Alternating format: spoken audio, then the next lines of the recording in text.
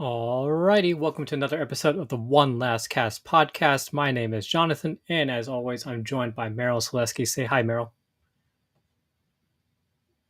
Another episode of the One Last Cast podcast. My name again. Getting all these things worked out. Hey, how's it going, guys? Wow, we've been gone for like 2-3 weeks now, and we've had a hurricane come through. It's been hot. It's been something. So Yeah, it almost seems like typical Texas weather, right? You don't know what you're gonna get. It could be hot. It could be raining. You get hailstorms in the middle of the summer. I mean, yeah, that one was a weird one. Yeah. So, but obviously, the big news is that Hurricane Beryl just kind of, pun intended, barreled through Houston up into Texas and left. Without even just without a care in the world. And I know I do want to mention that I know people who are still without power. So for those of you out there who don't have power, thoughts and prayers go out to you guys. It's going to be a little bit of a long road to recovery, but I know there's organizations out there that are willing to help, and just ask for help if you need it, because that's what Houston's for. We stands for. We're Houston strong, and our communities take care of each other. So definitely just wanted to mention that. Merrill, how did you fare from the hurricane? We just got power Saturday, Sunday morning. So we booked it. Kept an eye on my radar app, and then watching it live, and then seeing its trajectory, and then I was like, yeah, it's coming right at us. So we booked it last minute, and when we got to Corpus, which I like to visit a lot, you know what? I take it back. Yeah, that's another story. So when we made it to Corpus, we were actually parallel, or I don't know how you say, parallel to the hurricane eye. So it passed us up when we were by the time we made it to Corpus, and watched it go through the evening into the night, burl through north of Victoria and straight towards Houston. That was it's interesting to watch. It definitely, I think I was more engaged in this one than I was Harvey or any other hurricane. I guess the post, right? Like, yeah, you've been through one, and then now you're like, okay, now you're attuned to it, and you first see all these trajectories, and you're like, man, which one is it going to be? You really don't know until you get closer to the due date, and things like dry air, other things impact it. Definitely had me tuned in. How about you? Yeah, for us, we got power back probably Thursday, Friday. We were bouncing around between our family's homes. My parents lost power on. They actually were on battery backup, so their neighborhood lost power same time as everybody else, but they're on battery backup until probably Wednesday, and then the battery backup ended up going out. So we moved over to my other mother-in-law's house for Thursday, and then ended up getting power back. So I definitely fortunate compared to a lot of other people. But it was funny that right after the hurricane, and kind of we were in the all clear. I remember telling my wife, man, I remember during Harvey, which is like the kind of the last major storm that hit Houston. At the time we had an apartment, and I was early in my career, didn't really have anything going on at that point. And I just remember going out and like, oh, we're good to go. Everything's fine. We don't have to worry about anything. I'm going to go fish. And those 2, 3, 4 days after Harvey was like, I remember it as some of the best fishing ever.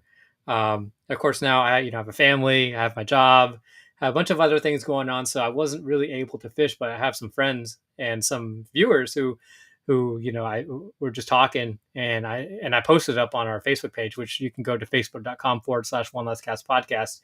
And I was like, yeah, if you have the opportunity, go, because right now, right after the storm, it's going to be some amazing fishing. And I think I talked to about 3 people, set them out to Galveston.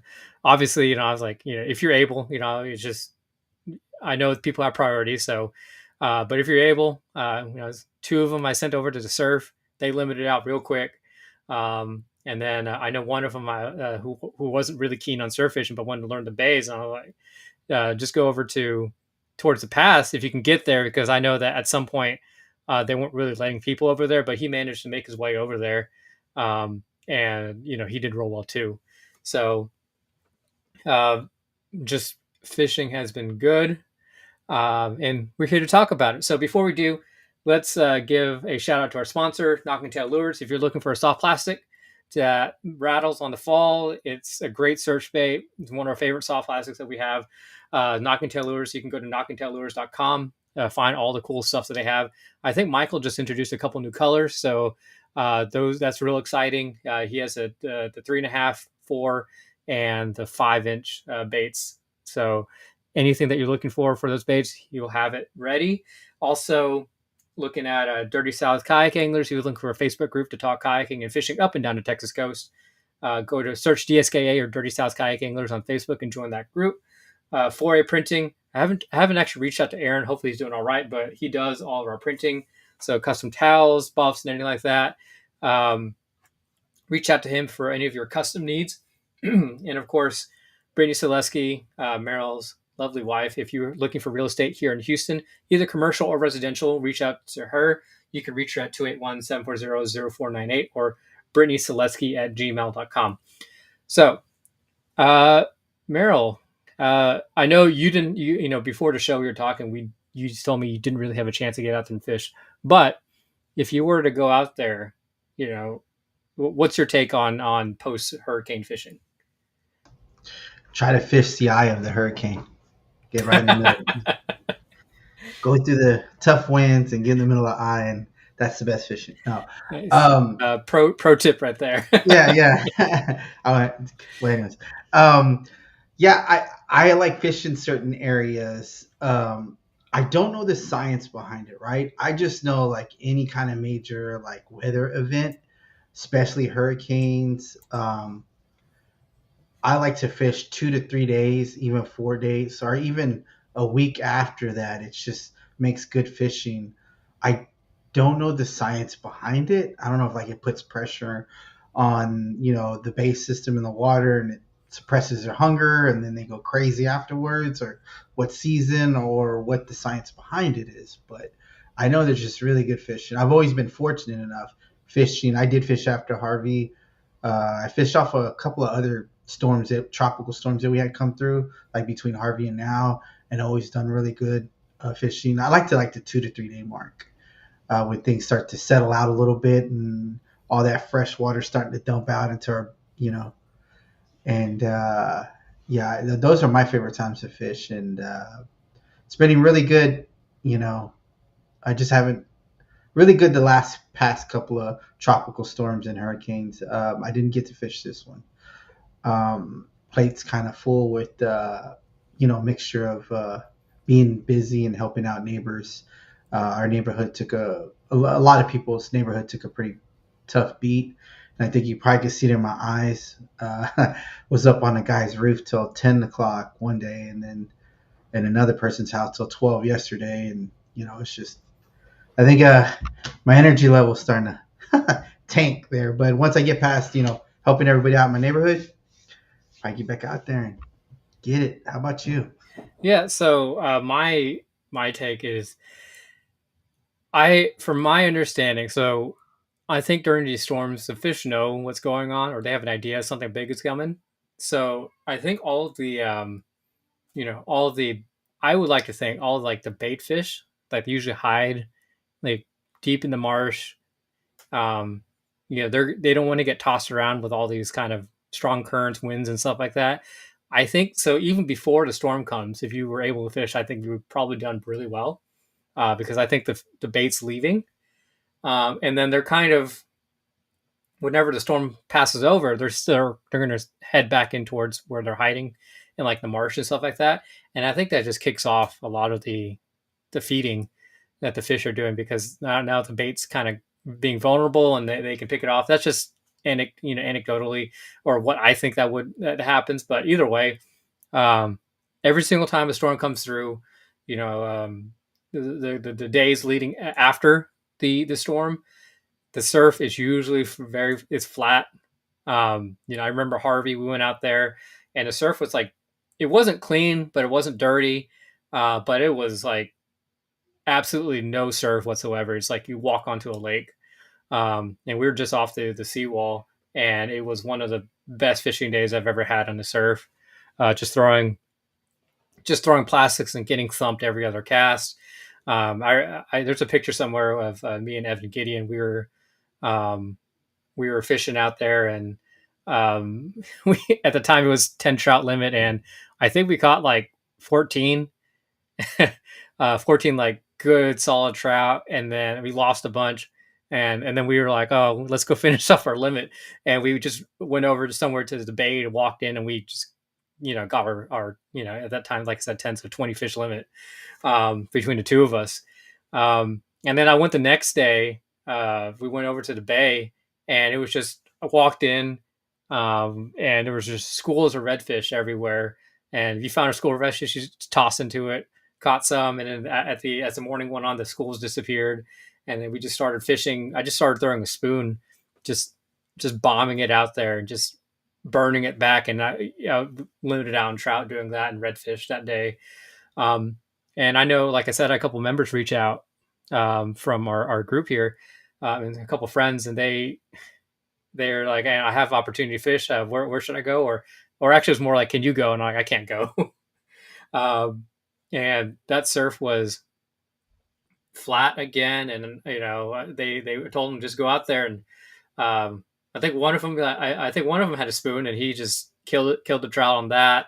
And it's just good fishing. Um, so of course, like I said, you kind of have to worry about a lot of things though. This storm wasn't a rain event; it was more of a wind event. But whenever we had like Harvey was just a bunch of rain.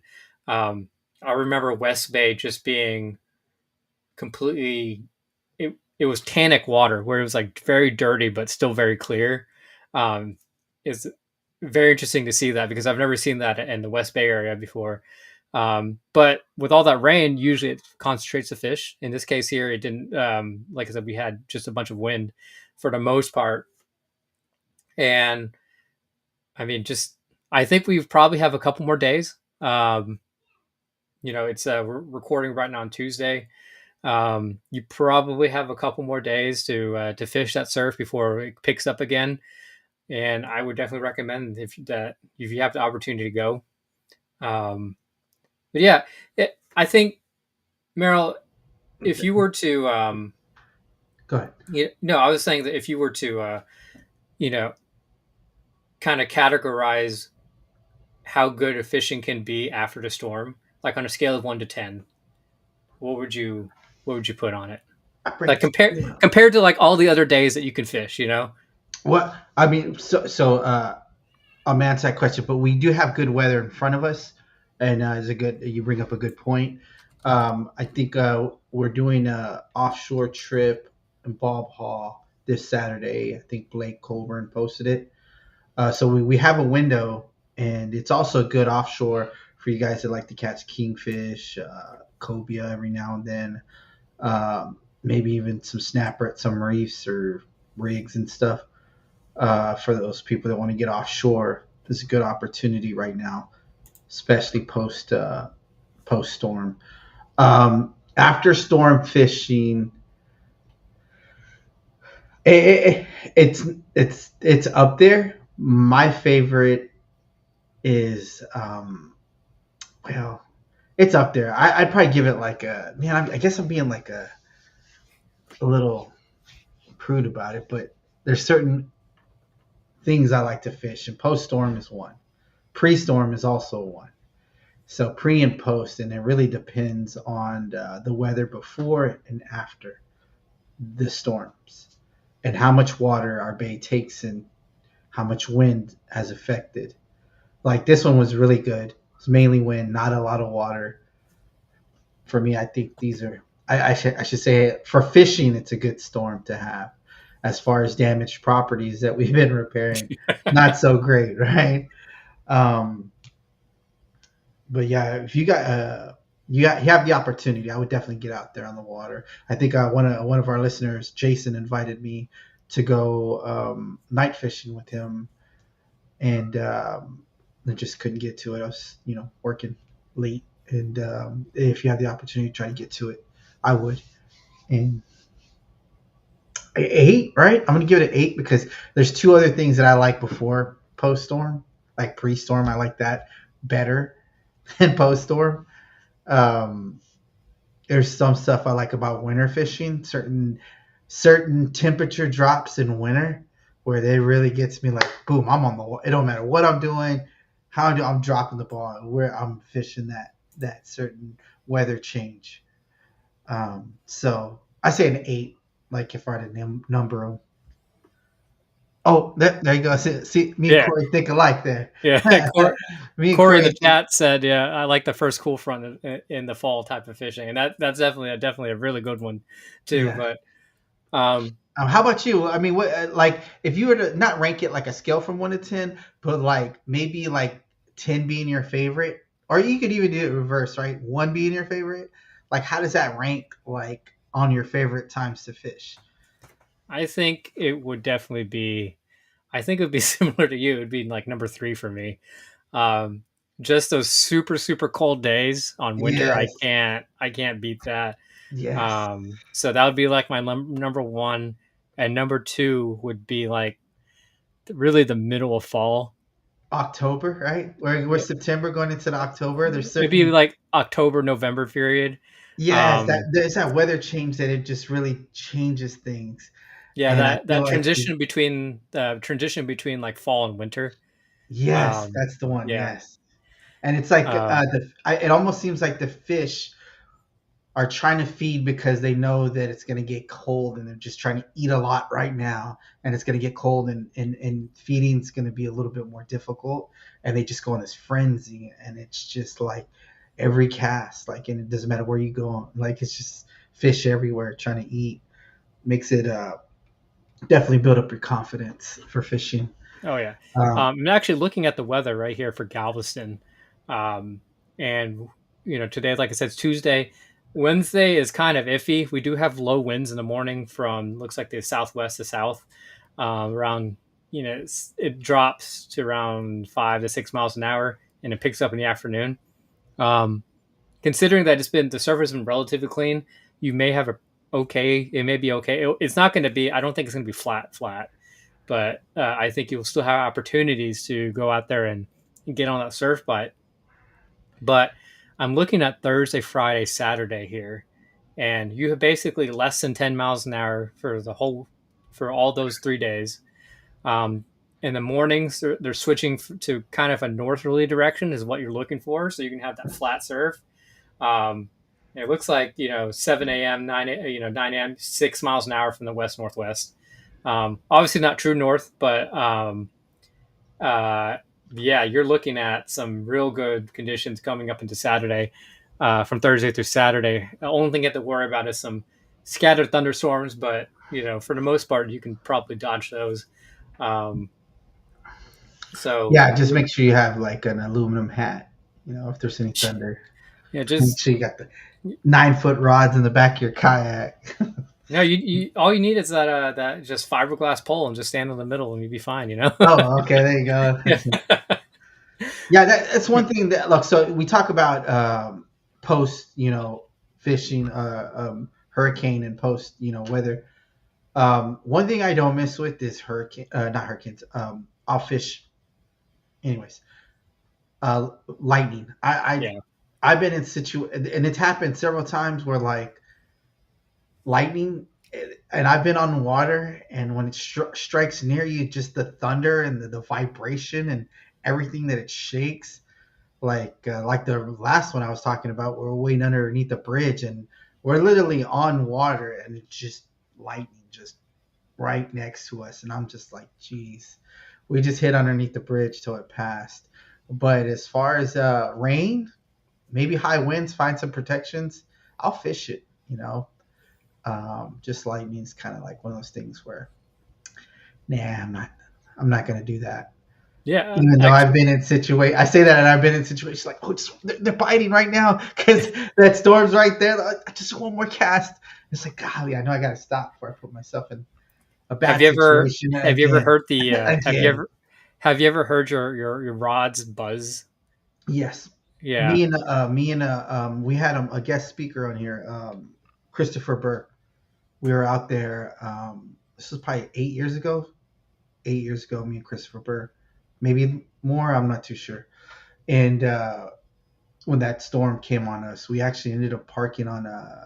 We were out there by the Watermans. Watermans. Mm. If you're a listener, Watermans is an area in Galveston that is a restaurant, and you can launch there. You pay your fee, whatever you launch there, and they got a when you're coming around to Pirates Cove, they got a set of islands, and we're going from one neighborhood to going towards the back, and it was stormy, but then it just got really bad. And as you make that turn, what is that? What is that cove right there? Not Sever's Cove. Dana's Cove. Yeah, it's Is that Dana's. Dana's Cove? Yep, Dana's Dana's. Cove. There's that island. We actually had to park on the island and lay out our kayaks because lightning was just all around us, and it was just poles were humming, everything, and all we could do is sit there and laugh and joke about it as we're getting rain poured on and lightning around us. And yeah, that's happened. Yeah. For me, I remember just hightailing it back. I was fishing pre-front and I timed it right and I headed in before the front actually got there. And it's one of those weird things because especially strong fronts when you're out there, and it's one of those times whenever it gets calm, like super calm right before that front gets there, but then you can smell the rain coming. And also sometimes you can even hear it. Oh Just yeah, I love in it those. Yeah, you in the just can hear it distance. coming. Yeah, Yeah, it's been but this one time I was rushing in because I don't want to get stuck out there. I've been stuck out there before. It's no fun. Um, and it was the perfect combination of everything of that situation I was in. I was heading in, the sun was setting, um, and I was like 50 yards from the boat ramp, from where I launched from the boat ramp, and it just got calm. I could smell the rain, and then I could hear the rain coming, um, and I'm like, this is beautiful because especially that sunset right there, and you can see that wall of the front coming, and then with that wall you could hear thunder rumbling. And as I was loading up, I had I'd pull my kayak up, and I started, first time I ever heard like my rods start, like the air start buzzing, and I'm like, that sounds like, I've seen videos of people like, there's thunder in the area. So I remember like, oh shoot, I like put my rods down, and I kind of rushed up, like drove, I drug my kayak on the concrete, probably like 20 yards to go get to my car because I was like, I need to get out of here. And I remember right when I put my kayak up, boom, just this yes. loud crack, I was you waiting know, for that. There's yeah, lightning's close by. That's a oh good yeah. indication that lightning's coming down near you. Yeah, and Uh, it was almost like a bad situation for me because it scared the heck out of me. And I was in a process of loading up my kayak, and that I shook from it because I flinched basically, and my kayak almost fell back down. I had an SUV at the time, so I was car topping it, and it fell back down and like landed on top of me. But um, that was the first time like I ever felt like that the power of that thunder just kind of just reverberate through your body. yes. So yeah, if you're out there and if you kind of hear that buzzing, sometimes some people say they can actually feel it when like kind of the air starts charging. Just And their left take, knee, they're like, oh, it's gonna thunder. No, you yeah, ever rain's coming. I can feel it in my right knee. yeah. But basically, just take shelter. Yeah, yeah. Don't we definitely don't play with Yeah, thunder. we promote safety even though we do some things that are unsafe and learn from our bad experiences. You think, honestly, you think I'd learn, right? Because last storm, I was like, we're fine. And then we're catching fish, and I'm just like, one more cast. And then, like, we're racing back underneath the bridge, and it's just all around us. And I'm thinking, like, man, if we'd have left 10 minutes earlier and I wouldn't have messed around with these redfish, we would have been here sooner underneath this bridge. And another time I was out there offshore, maybe 4 miles out, 4 or 5 miles out, and then just patches of rain and lightning. Like the lightning came out of nowhere, right? Because it was just rain at first. I was like, I could deal with rain, and I noticed that all the boats were gone, and it's just me and another boat, one other boat, and then he can move around a lot faster than I can. And when that rain comes on you, I mean, you're not outrunning it. That thing's coming, depending on most of the time, that rain's moving faster than you can move on a kayak. The boat was able to outrun it, but I mean, you got to just sit there and you know Yeah, try to especially be like you safe. said. Don't try to Yeah, be me. yeah, Don't and try like to. sometimes, like you said, in that kayak, kind of have to just take it if you're in that situation. Yeah, don't get panicked. Don't get paranoid. Try to see which way the waves are coming. Never put the side of your hull on the way the waves are coming. If you can't help it, you can't help it. But try to point your nose on which way because the wind, and when you're out there that far, the wind and waves, they could come at any direction, right? So you just got to be. You could have the waves coming from one direction. That storm will come and bring waves. You'll start feeling it from a different direction. So try to point your nose towards the bigger waves, so you can go up and over them. And don't be sideways, because if you're make sure you have PFD on, right? Yep, Obviously. definitely the So I PFD. mean, yeah, I know we're talking about storm fishing, but post storm fishing, but I've actually fished through a couple storms. Um, Well, actually, I do want to mention like so. Um, the concept of storm fishing could extend to after or even before, because so way back in the day, I would say probably like the 2012, 2013 time period. There's I actually have a video which I submitted at the time to Texas Tackle Factory, which was at the time was my favorite soft plastic company. They had a promotion if you submitted a video review of one of their baits on on their Bass Pro Shop website. You'd be entered to win a $500 gift card and some baits, and I won it. Um, nice. so, but the video that I posted with I was reviewing the Hackberry Hustler, which I've talked about ad nauseum on the show. One of my favorite back in the day. Um, uh, I was fishing right before a tropical storm came. It ended up not hitting Houston, but the effects of it was like the wind at the time when I was fishing was like 40 miles an hour. Um, and like it was one of those days where I was like between classes, and I had time to fish, but I wanted to fish. I just didn't know where. And it was just blowing, and I'm like, man, I can't find anywhere to fish. So I was driving around the island trying to figure this out, and then that day I was sitting in the car with my phone trying to like, okay, where can I go? Where can I go? All these places I usually go, they're all just blown out, and I definitely don't want to do that. And it hit me that I should just look for places where I have protection, and then I can figure it out from there. And of course, with the way the wind was going, it really didn't have many options. So it turned out that if you fish on the Pelican Island, if you're going over the Pelican Island Bridge on the left side, the wind was to my back. And I'm like, okay, I can do that. And got out there, and it was the water was so dirty because I guess from the boat traffic, turning up the water on the shallow side.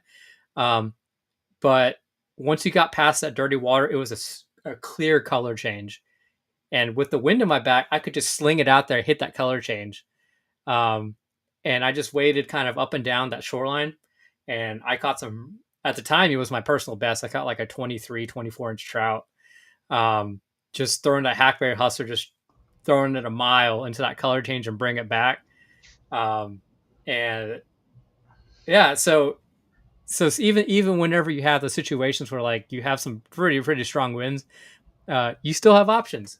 And I think that's So one thing that I want to emphasize, for us is obviously you have to be safe, but any situation that you're put in, if a lot of us, I think you and me, you can probably say, we can't really go fish whenever we want to fish. There's days that we have the opportunity to go. And if we're going to go, we're going to make the best of it. But having that knowledge to be like, okay, it's blowing 30 plus miles an hour. Usually people don't be like, I'm not going to fish. But if you really have the opportunity, don't waste it. You can figure out a plan and you can make a go at it. So, Yeah, yeah. Sorry to change a little change of subject. yeah. Those fish that hang out in that current, those 23s, 24s that hang out in that Pelican Island current that swim in those channels, dude, those fight. Those are tough, dude. Those trout are tough. Oh, yeah. Now, what kind of fight did those put up for you? Oh, Because the yeah. ones that So, I've caught in those areas, I mean, like dude, it's bull red, and so, and it's like a 24-inch trout, but it had shoulders on them, like just big old backs on those oh, yeah. trout that Yeah. hang out They in those were, channels. they were beefy and they fought like surf trout where they just had so much energy. Yeah, And I think partially the reason why they fight so hard is because you just have such strong currents there that they use the currents to their advantage. I did lose a lot of trout on that day just because I kept messing with I was using I think at the time it was I was using a 6.6 medium light Berkeley lightning rod with a 1,000 size Shimano Sienna and like you were uh, geared up for success. oh yeah, I was geared up for, and I was using like 10 pound nano braid or something like that. Uh, oh no, it was Berkeley Fireline. I remember the Berkeley Fireline, which is like when I look at it now, I'm like why the heck did I use this? But I just like the packaging at the time. But it felt to me like dental floss. Literally, like if you like if it was white and it was something that you feel like you could floss your teeth with. That's what it felt like. Yeah. Those trout definitely floss that big old gap teeth they have with Oh your yeah. line. They're like, But yeah, it was yeah, I was set up for success, but all those I lost a lot of fish because they would I would feel the hit, set the hook. I was like, I'll get a good hook set in them, and then they would just turn into that current, um, and it would just feel like I was it felt heavy, it felt weird. They'd turn sideways. It felt like, and then oh yeah, you're putting that all that pressure on it, and they would just pop out. yes. Um, because I like obviously, those. I like those yeah, fights because it's like yeah, when you're there and you're fishing. I mean, those are fun, right? yeah. Catching, catching, catching. But when you're catching some big trout and losing some big trout, that focusness gets more and more tuned in, and it's just knowing that you can catch them and lose them. I think it brings a little bit more excitement to it. Um, Yeah, Holly caught a nice one the other day. I saw her post. She oh yeah, caught a she got 20, her yeah 24, her personal best. So yeah, yeah, that was a congrats, nice Holly. catch. Yeah, that's a good one to catch. Yeah, So I got a question. So if I was first starting to like, okay, I want to try post storm fishing. Where should I head? Where should I go? How do winds play a factor in this? And how does rainwater play a factor in where I fish? What kind of water am I looking for? And what kind of bait am I throwing? I know I'm asking this a lot of questions at the end, but just kind of what would Jonathan do? And then I'll explain what I would do and my theories and whatnot. yeah. So actually, I think we talked about this a few episodes ago in regards. We had that really really big rainstorm come through, um, and there a lot of fresh water came in. So obviously, it depends on whatever storm that you guys that we have. So in the case here, the hurricane, it wasn't a lot of rain; it was more a lot of wind. But if you have a lot of rain, one and it doesn't actually have to be any just storm, a storm associated with it. If you just have in Houston, if we have a lot of rain over, let's say, a week or so, it's just been raining a lot, um, and you have that heavy freshwater flow coming from up north down into Galveston Bay. um, One of the things is like San Luis Pass. If you're looking at that, you have that water flushing down from Chocolate and going towards the pass. You're at some point, if you follow the water, it's going to get sucked down, and then it's going to kind of curve off towards not only the pass, but curve off towards like Christmas and curve off towards West Bay. And I really, for West Bay, if you have the opportunity to, um, kind of go and follow that water until because it's going to be real dirty at the pass, but at some point you're going to find where it mixes together and it's going to be that color change down in West Bay. So during Harvey, when I was saying it was like kind of clear and tannic, I'm going to say we were at Sea Isle at that point. We walked in there, and that's where all the fish were. But looking out, you can kind of see where it just got real muddy, dirty, and then it kind of cleared up a little bit. That's where you kind of want to fish. That color change where it mixes fresh water and the salt water. Um, I think for us, it was just a perfect place because that color change was right there, right up towards where like the underwater seagrass was.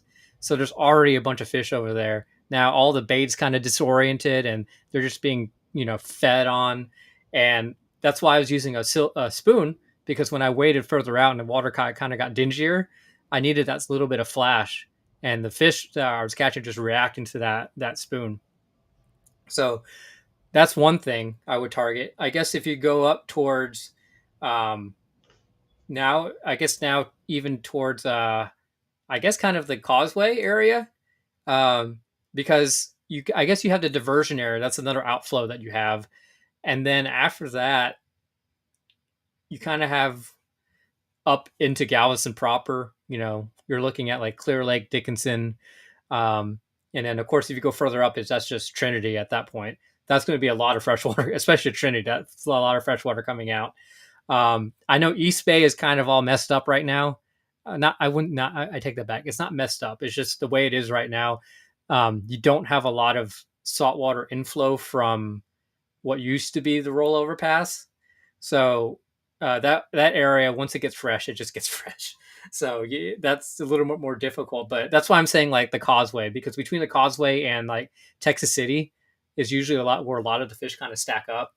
Actually, um, one of the things I would definitely look at whenever it rains, heavy rain, go to the NOAA salinity cast where it shows like the saltwater levels, and look at the Texas City dike, because you'll see the dike, on the map. And the way to, even if you don't even know where the dike is, you can kind of find it, because you'll see the dike. And if you're driving down a dike on the left side, you'll see it's fresh or fresher. And then on the right side, the channel side where all the ships are, you'll see it's like super salty. And you can see that line right down that middle, because that's the dike just keeping the water out. Um, so a lot of times, whenever you have all that fresh water, I think that sometimes a lot of the fish will just kind of congregate towards the channel side, because that's just where all the salt water is. Um, so another little tip for you when you're looking, and also the NOAA salinity cast is a really good tool to use and to kind of find where all that salty water is. Long-winded answer, but Yeah, that's a good one, man. So for me, when it's raining, I'm fishing West Bay, anywhere by the passes. Mainly the San Luis side is typical, but I've been fishing Corpus a lot, and it's almost the same concept because I like fishing by Packery Channel. So Packery Channel, before it goes out to the jetties, Packery Jetty Channel, um, as you're coming in the channel on the left side, there's so much reef and structure and grass and stuff like that. So even when the fresh water does dump out, it dumps out, and there's other areas it could dump out into, but for some reason the water moves so fast through the Packery that it mainly stays salty even when it's big rains over there. So I like, if I was in Corpus, I like to hone in Packery Channel, and the more that I study Packery Channel, the more secrets I uncover, right? Because you can only see what you can see. I don't have a fish finder, which I do need to get one, or depth finder. Um, but as far as working the area, the different structures, the set of pylons, the rocks that are by the set of pylons, the reef that are closer to the island, the rock structure that's on the backside, and the rock structure that goes along the backside of Packery Channel Bay system as you go as far as, what is it, Shell Bay or something like that, as you're heading towards Port Aransas. Um, they got little small passes. Some get water, some don't. Sometimes it gets sketchy. But Packery Channel is the one that I like to. I kind of switched it up out of Galveston because we do get some Corpus listeners. But like those are the areas I like to fish. And when I'm fishing those, and if there's a lot of water and it does put a little bit of stain, there's so much structure on that packery side, on the shallower side, I would say shallower, not the channel, that it filters out a lot of that water. But it hypothetically, when just say there's a whole bunch of fresh water coming through, that channel's so deep it kind of like pushes it out. Um, but I like packery channel when it rains. Yeah. Um, Go ahead. Yeah. What you say? Actually, that kind of reminded me of something. Um, so one thing that I've found is that areas where it's predominantly clear water. Um, so think of like West Bay. West Bay, it's not like it's not like Florida water clear, but it's relatively clear everywhere. For our base system, Yeah, for and our base system, it's pretty clear. and the Um, reason for that is due to reef structure, grass. yeah, So we got to make sure we're taking care of those areas because those what keep our base system, keeps our bait, keeps our yeah, fish coming for those bait, and also where they what's the word I'm looking for? Spawn. Yeah. yeah, yeah. So those areas that are clear, and the fish around those areas, they use that's their normal. That's what's normal to them. It's normally clear. They can see what's happening. But whenever it changes to something a little bit more dirty, I find that it's easier to catch fish in that area because the fish are there. But now they can't see as well, and they're more prone to do more reaction strikes. So that's one reason why I felt like that. My experience and at Sea Isle during after Harvey was just so amazing, was because you had that slightly stained water. Like I said, the water was still kind of clear, but it was stained, and you had that other color change, that hard color change right there. So that's they went from being able to see real well to now they can't see that well, and that's why another reason why that spoon I felt like it was just the right thing to use because they were just mauling that. But looking at also Holly and her personal best, I know she fishes a lot of at offits. Holly, sorry if I'm blowing up your spot, but I think it's a really good kind of a good point to make. Is offits is also predominantly known to be a very clear spot, and I'm Very sure with deep spot. Like very deep, yeah. I feel Um, like yeah, good luck for you, Holly. Your homework book just got bigger because off it is just a ecosystem in itself, oh right? yeah, I mean, minus what's by the airport and the flat and the rock rolling that comes out of the middle. There's so much depth, change in depth, docks, and off it, the back square. I mean that homework. Oh, Lake Madeline. Um, I got a question for you because I heard a rumor, and I'll ask you later, Holly. Um, but it's that I'm sorry to bug you, but or change the subject, but that whole office is just a lot of secrets to it, a lot of pockets, deep pockets. We're talking about the deep pockets by the there's several deep pockets, right? One by the bait bait or boat launch section, and then you also have another deep pocket by the Moody Gardens. Um, um, I mean, geez, I mean, hey, I'm sorry, I got carried away with that. yeah, yeah. But No, like but the bait that I like throwing in those areas can go anywhere from dark to light depending on the water. I know you like using the spoon for the flash, but would you change it if you were just like you couldn't find that color change? And if you couldn't find the color change and you're fishing clear tannic water versus dirty muddy water? For dirty oh muddy water, I like the Roach Morning Glory. yeah. For the clear, I like more the natural presentation. For ambush spots, man, I kind of really like the pink color. An ambush meaning like he was saying, the color change. If there's a color change and the water is like there's a color change in the water, that pink for some reason I do good with that pink color. How about you? So I've done real well. So whenever I with color changes, I've usually throw like a morning glory.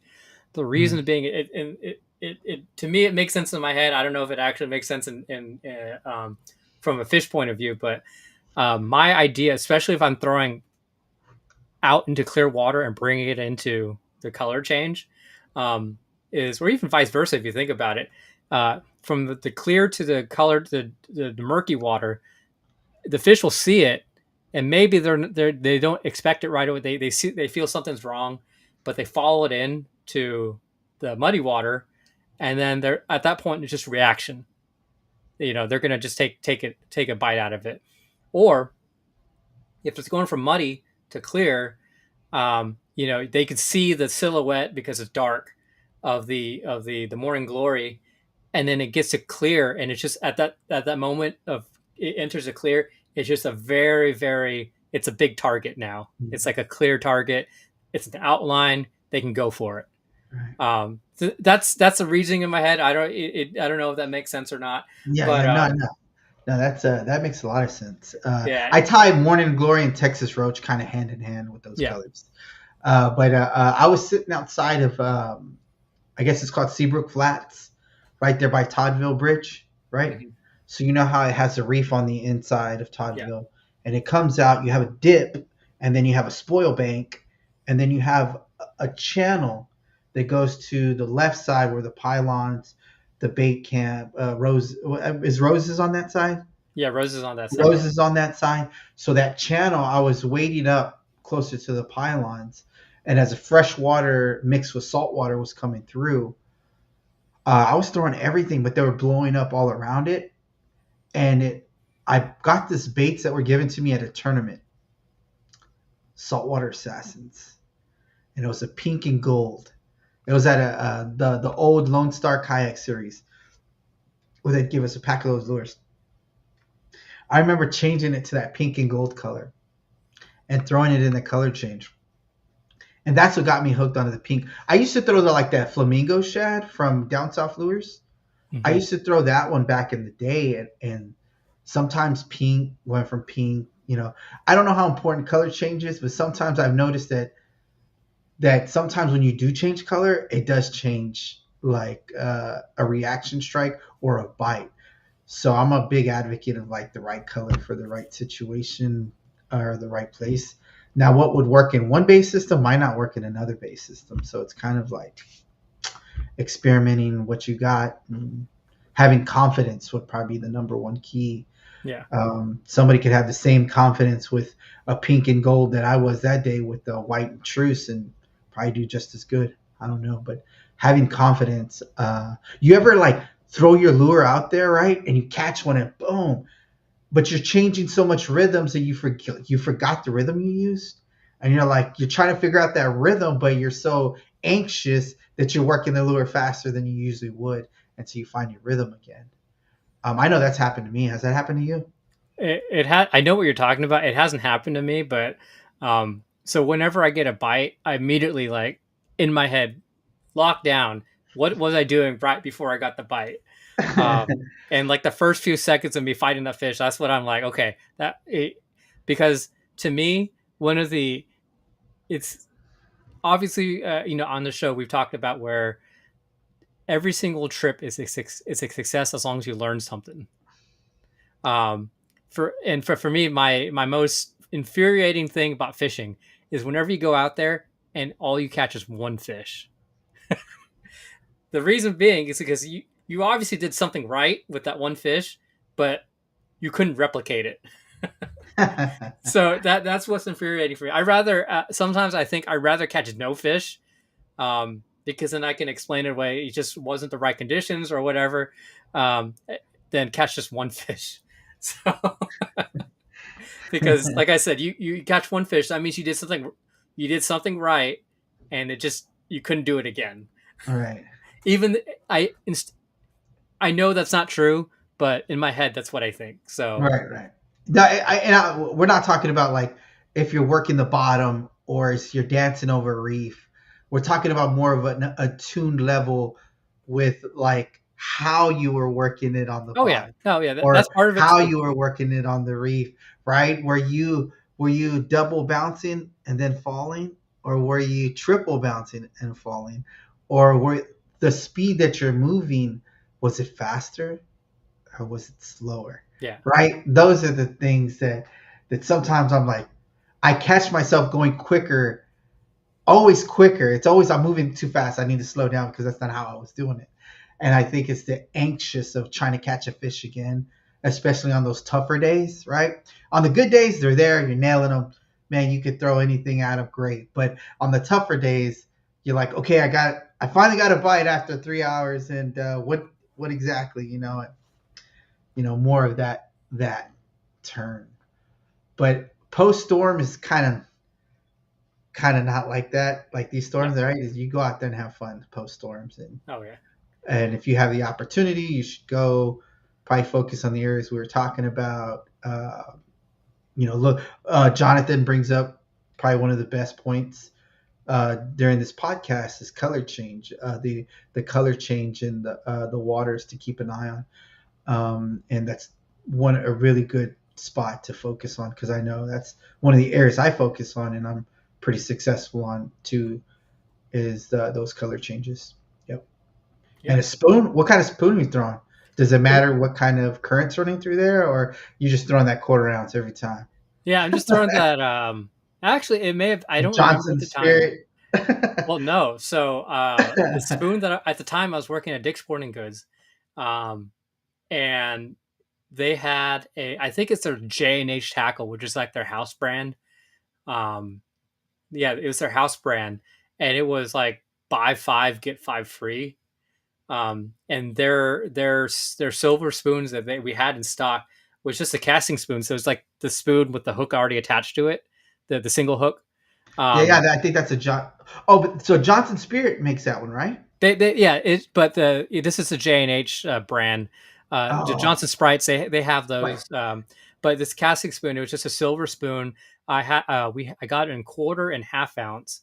But the reason why I bought it is because with my employee discount, each spoon was like 90 cents. And it's a spoon, you can't really go wrong with it. And I had a bunch of them. I'm pretty sure I was using a half ounce because I could just like bomb it out as far as I could. Um, Spool your reel. Like, yeah, yeah, I'm a good basically. caster. I'm a Yeah. really good caster. Launching it a mile. Yeah. And basically I was just burning it back and then stopping. And, whenever it stopped, it would just flutter down and then burn it back again. And a lot of times the fish would hit right when you stopped and it just fluttered down.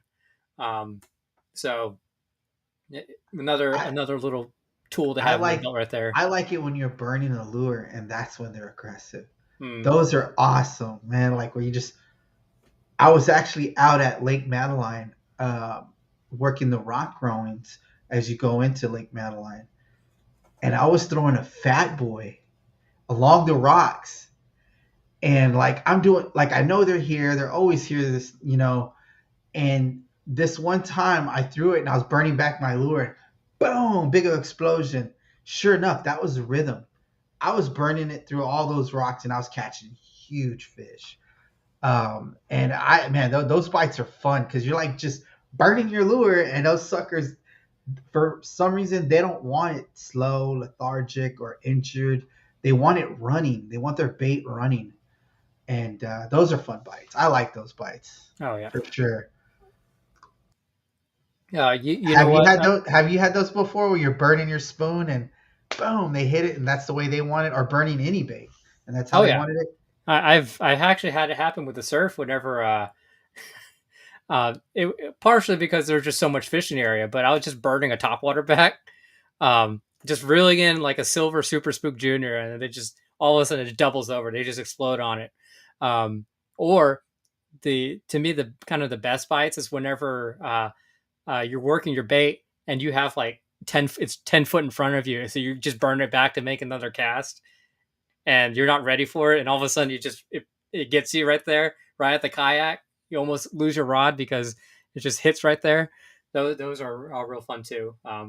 Until you lose your rod because just a big red just bulls a rod out of your hand. So I'm not saying it's happened before, but it's happened before. Yeah, yeah, those will get you. Yeah. Well, Um, yeah, what's up? What are you gonna yeah, say? I was gonna say. one of the I think we kind of went off on a tangent, but one of the points I was trying to make with the offit was like some areas where it's predominantly clear, um, and now it's dirty because of all that fresh water comes in. I think those areas become real good, and which is why Holly is saying. I think the one reason why that her she's saying that fishing has been so good. It's probably the water in office hasn't. It's probably clear by now, but at the time it wasn't as clear as what it usually is. So it gets the fish to be more in a reaction mode than what the normal pattern would be. Another example, this is actually it kind of not during the storm, but it was during a cold front. Um, yeah, she was saying that the water is way dirtier compared to last Last, weekend. Yeah, yeah. so it's the dirty water kind of helps. Um, but one of the things, another example, which I'm thinking back to, was a front went through. When I was fishing offits, and Fish in the airport. I know, well, near the airport, you know that big reef that runs in the middle of offits. Yes. Yeah, so basically it was sort of exposed because the water had rushed out, and because it was so shallow, and after a couple days, the water just was looking real dirt. It's dirtier than what it normally is, and that was by far one of the best days I've ever had in office. Yeah, Fishing. Office is well known for yeah. Here's the thing: is you go to Office, you think you're gonna do good, Oh man. yeah, You have to have your homework done. You have to yeah, know what you're doing. You can't just go to Office and oh, I'm gonna catch fish. There's so much to learn from Office. hmm But Office is just one of many places, right? But Office is definitely a go-to spot. Um, San Luis Pass is definitely a go-to spot. Spots in Chocolate Bay. I know a lot of people are gonna get mad at me for saying this, but Chocolate yeah, Bay is a really good post and pre spot for catching fish during a hurricane or storm coming through. There's certain area that these fishes like to run to for shelter and for help. And if you know these it's mainly deep spots. And if you know these deep pockets, that I think that these fish seek refuge to, those are definitely spots to try out. Um, I wish we had more access to the ship channel than we do. I feel like there's a lot of spots in the ship channel too that have deep pockets that go up real shallow and fish like to, go to.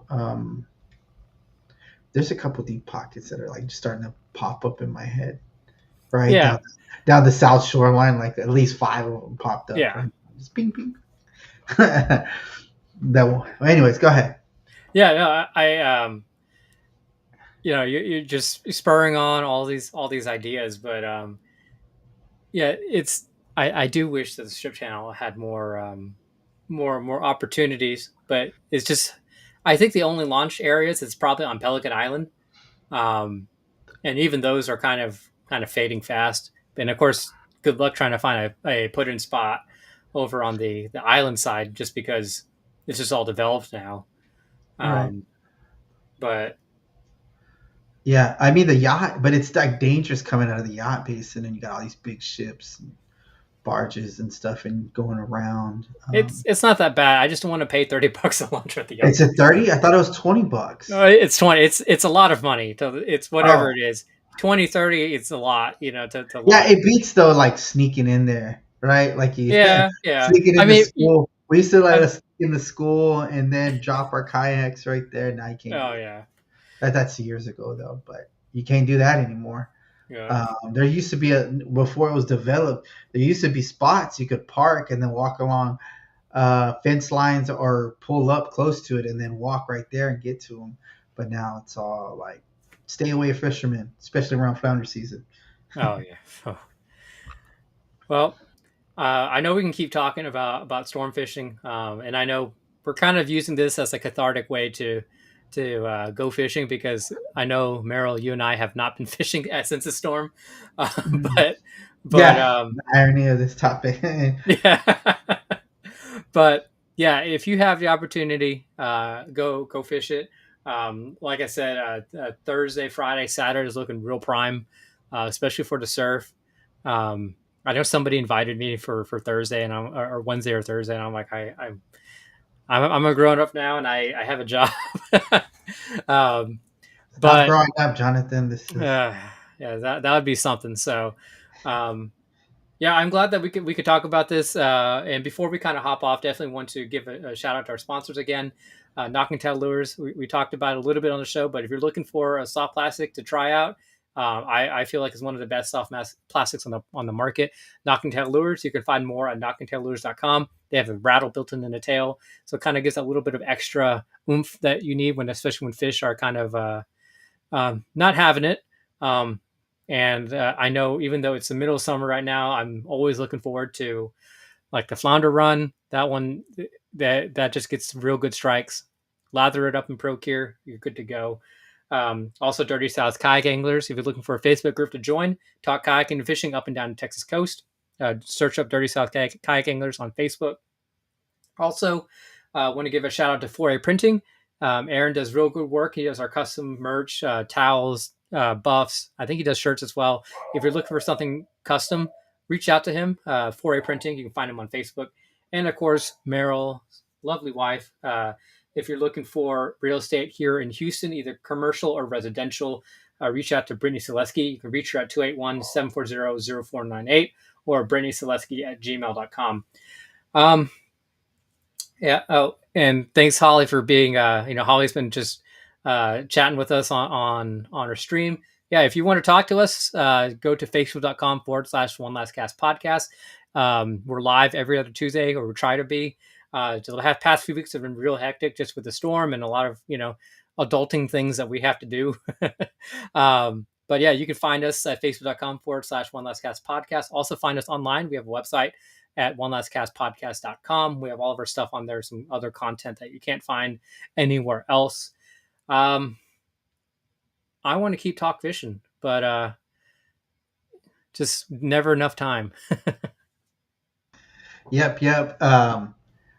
Yeah, if you have an opportunity, check out Blake Colburn's post. He posts it on most of the kayak forums. If you're a kayaker and you want to try to get out there, surf looks pretty good.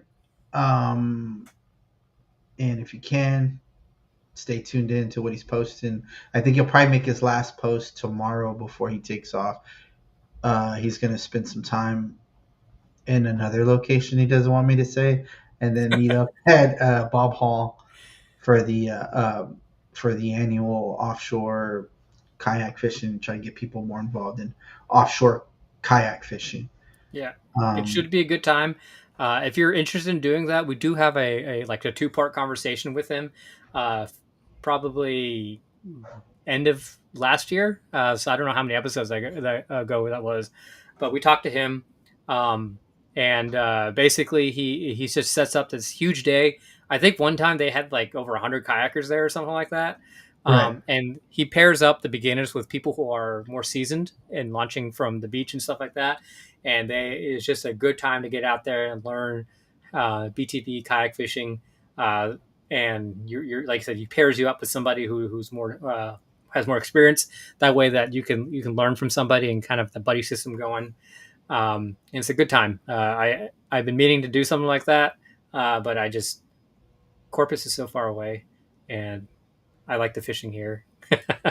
Yeah, we have an Airbnb down there and a big backyard to pull your vehicles and kayaks in the backyard. It's huge. It's got a gate so nobody will steal your stuff. If you're interested in the Airbnb, I think I posted it. We're booked out for a while, but if you wanted to make your way down there and get some BTB fishing, and it'd be a good spot to check out. Or if you're actually just down there and you're looking to fish, just reach out to Merrill. He'll probably kind of lead you I'll in the probably right be down there. direction. I'm down there most weekends, right? Yeah. Yeah, I mean, I just the fishery there. It's just like, I guess it's like I haven't fished it so long as a kid, right? And then like I haven't fished these areas as a kid because my main focus point was the CP&L channel and not some other power plant where the turbines are in the water and it heats up the water. And we used to call it Back Bay. I don't know what it's really called, Nueces Bay, I think. And then Indian Point, Oso, we used to catch big trout out there. Now I'm like further closer to South Padre Island, fishing those areas and those back bays. And yeah, so it's just I just feel like the fish. Maybe I'm just more attuned to what's going on, and I just really like the fishery down there, and I'm there most of the time working. So yeah, it's just fun if you're down there or up here in Houston where I live. So hit me up, down to fish. Yep. DTF. Uh, yeah. um, Sure. Also, if you're, we always take questions. So if you want to ask questions, you don't want to post it online, feel free to message us. You can message us on our Facebook page, or you can send us an email at onelastcastpodcast@gmail.com. Happy to answer questions. Like I said, a couple members and friends of mine just reached out to me right after the storm, and they're like, I want to go fish. What should I do? Just kind of led them in the right direction, and they slayed them. So um, our show is here just not only talk about fishing, but to kind of inform and promote the sport that we all love and and all that. So get out there and fish. Get out there and get a kayak and go fishing. It's going to be a good time. But thanks again, y'all, for tuning in, and we'll see you guys next time. Tight lines.